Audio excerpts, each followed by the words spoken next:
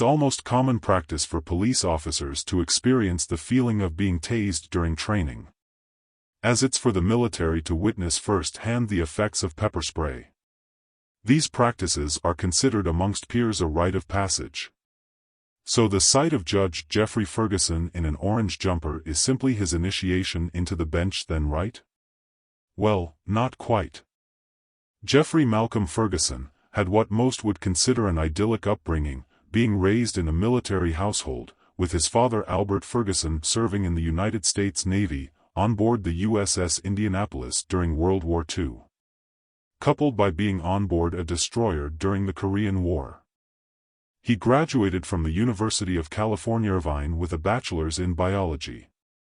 He sought his interest in law and earned his Juris Doctor from the Western State University College of Law in 1982. Achieving became second nature to Jeffrey as he graduated high in his class cum laude. The following year his law career began. In 1986 his eldest son Kevin Ferguson was born with his first wife. That marriage dissolved for undisclosed reasons. 10 years later, on October 26, 1996, he married Cheryl. June 3, 2014, was monumental for Ferguson as he defeated Carmen Luge in the primary election for the position of Superior Court Judge of Orange County. In 2015 he assumed duties. Cheryl assumed duties around the home as she nurtured their children, as Jeffrey was very attentive to public office.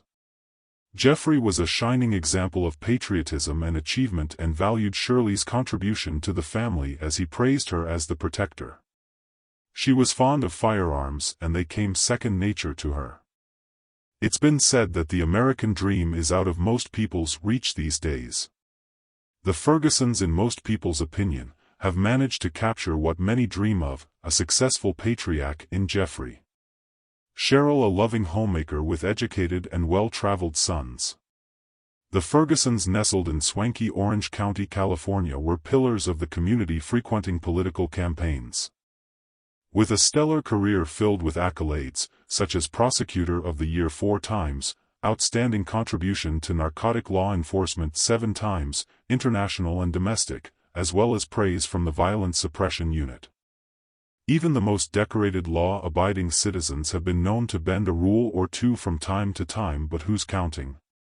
Deputy District Attorney Karen Schatzel was a candidate for judicial office in 2016. Judge Ferguson didn't see her as being fit, so he supported her opponent Judge Scott Steiner, who was also running for the position. Judge Scott Steiner was before a panel for his role in sexual activity in the courthouse. Karen Schatzel posted on the North Orange County Bar Association Facebook page that Judge Scott Steiner quote-unquote uses his office for sex, yet so many aren't concerned. Crazy politics. But you don't mess with a powerful judge and his fellow colleague, Judge Ferguson responded with rapid-fire quote-unquote. Karen Schatzel has sex with defense lawyer while she is a district attorney on his cases and nobody cares. Interesting politics. The Facebook page was accessible to lawyers, prosecutors and judges alike. It spread like a California wildfire, so Judge Ferguson removed his comment on the page but was held before a disciplinary board for his involvement. The panel agreed that Ferguson had reckless regard for the truth while making these claims. Judge Schatzel and the attorney denied the allegations. Judge Ferguson rallied support and found a lawyer who claimed to have known of the sexual relationship but then added that he didn't have proof. The commission also documented Judge Ferguson as having illegal relationships with attorneys on Facebook who were appearing before him in current cases. When this behavior was pointed out, Judge Ferguson quickly tried to erase his wrongdoing by deleting the post. The commission, enraged by his consecutive withdrawal of post, added that they were sure the Commission of Judicial Performance would love to hear about your blogging. The commission had heard enough and felt the circumstances warranted the judge to be lectured in front of his peers. Wait, I know what you're thinking. Did this behavior qualify an honorable judge to get the attention of the Raven? Of course not. California, especially the OC, enters our minds with thoughts of paradise. Who would have imagined that this picturesque neighborhood would become a living hell? Heard yelling and screaming around 8 last night. Anaheim police officers arriving, witnesses watching them confront Ferguson as he sat on a ledge outside his house. The investigators are now gone, but some cars are still in the driveway after investigators say this shocking crime happened on Thursday. A father who has been a local judge here since 2015 and well known in the legal and law enforcement community.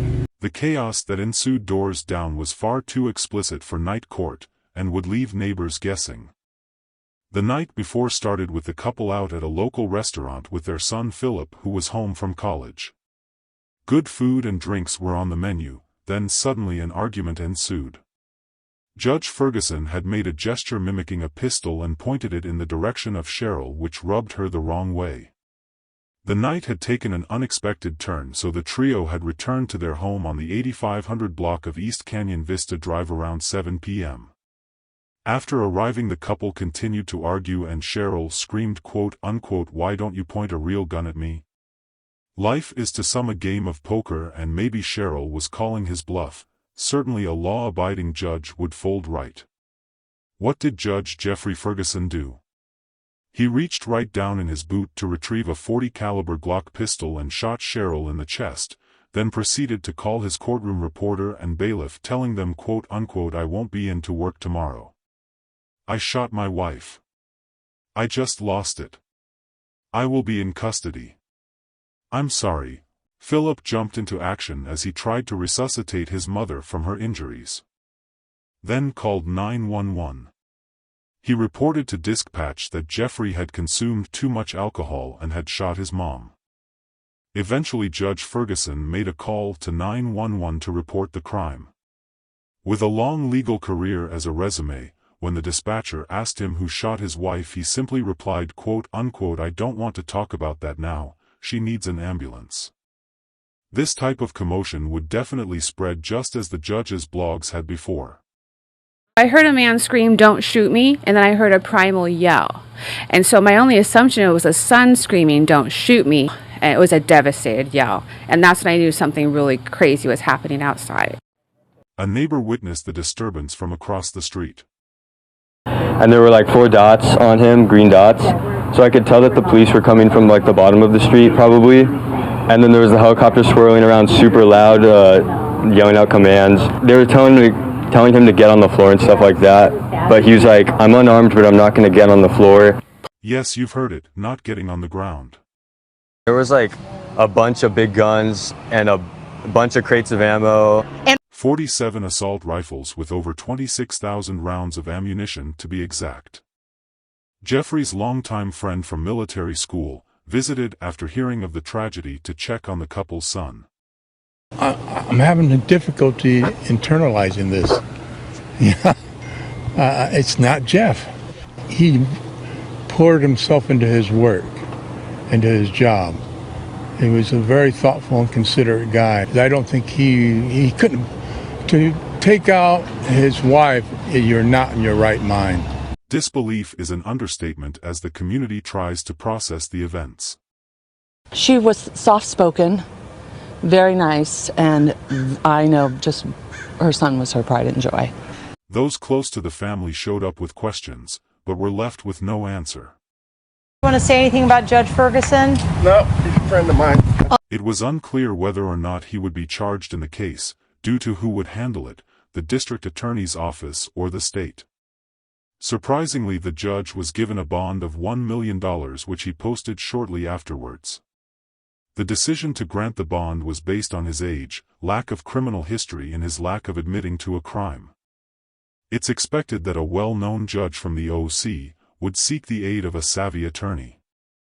His attorney stated that Jeffrey recently purchased his wife a car and the two were planning on purchasing another home. These actions prove that the two were very much in love. We want to be clear, this was an unintentional, accidental shooting and not a crime. It said that once a person hears something in repetition, that eventually they will start to believe it. Not a crime. Nope, didn't work.